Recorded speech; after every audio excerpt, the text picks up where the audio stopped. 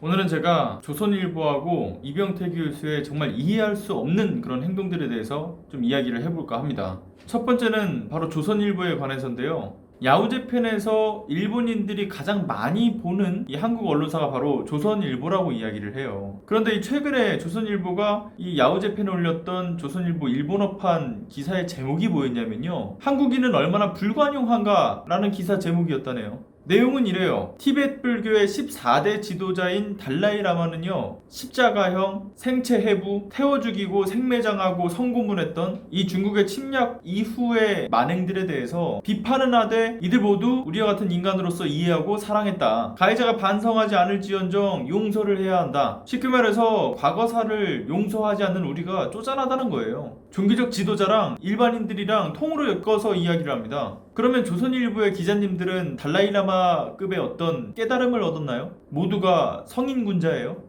말도 안 되는 비유를 하고 있는 거예요, 지금. 반성하고 용서를 구해야 당연한 일본 정부가 사과도 안 하고 우리를 여전히 약소국 취급을 하고 있어요. 그런데 일본 정부의 문제점은 지적도 안 하면서 오히려 피해자한테 쪼잔하다라는 거예요, 지금. 어떤 도덕적 의식을 가지면 이런 글이 나올까요? 일본 사람들은 과연 어떻게 생각을 하겠어요? 일본 사람들이 가장 많이 보는 한국 언론인데 일본 극우의 편을 들어주고 정당성을 부여하고 있어요.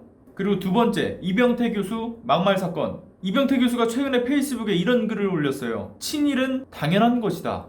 국교 정상화했으면 어느 나라든 간에 친하게 지내야 평화롭고 공동 번영이 가능하다. 친일은 당연하고 정상적이고 반일이 반대로 비정상적이다. 그리고 토착 왜구를 입에 담는 사람들은 모두가 인종차별자들이고 파시스트들이고 국수주의 폭력범들이고 역사 컴플렉스의 정신병자들이다. 인격과 자유를 공격하는 테러리스트들이다. 이런 이야기를 해요. 토착 왜구라는 말이 도대체 왜 나온 걸까요? 이병태 교수 말처럼 친하게 지내는 것 자체는 문제가 되진 않아요. 국격을 훼손하고 나라를 팔아먹는 매국을 하고 있는 자들이 여전히 있고, 그런 언론이 있어서 친일과 토착 왜구라는 표현이 나온 겁니다. 이병태 교수님한테도 이런 꼬리표가 달리셨네요. 축하합니다.